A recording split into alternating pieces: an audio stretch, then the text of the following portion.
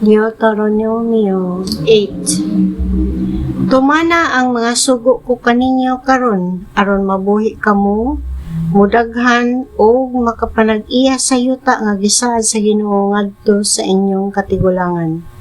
Hinumdumi nga gigiyahan kamo sa Ginoo nga inyong Dios sa tibok ninyong panaw, sulod sa 40 ka tuig didto sa kamingawan. Gilisod-lisod kamo niya aron pagsulay kung tuman bagayod ninyo ang iyang mga sugo. Gilisod-lisod kamo niya o gipasagdan nga kabsan o pagkaon unya gihatagan kamo niyag mana, pagkaon nga wala pagayod ninyo mataliwi o sa inyong katigulangan sukad masukad. Gibuhat niya kini aron pagtudlo kaninyo nga ang tawo dili mabuhi sa pagkaon lamang kundi sa matagpulong sa Ginoo.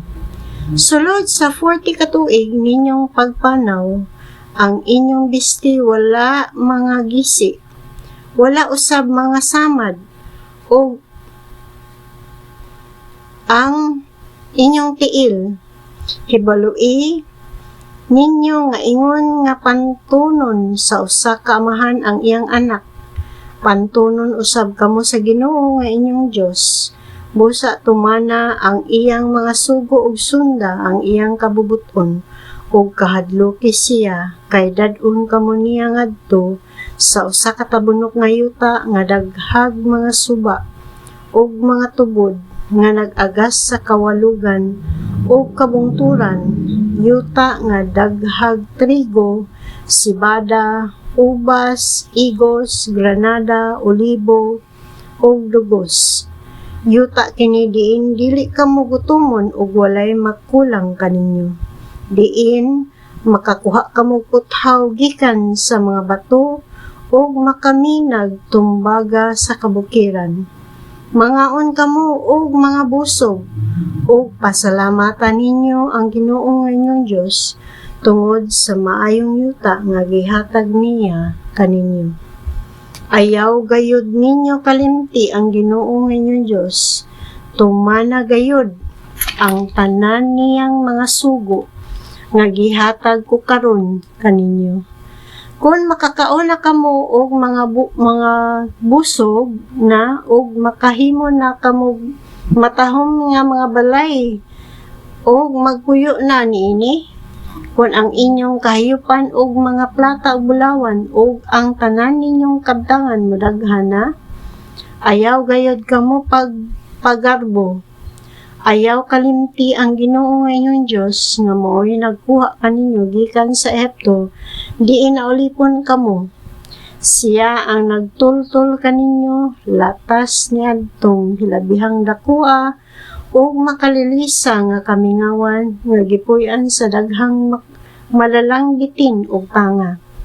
Yuta kadto nga walay tubig, apan nagpaagas siyag tubig gikan sa batong bantilis aron inyong mainom.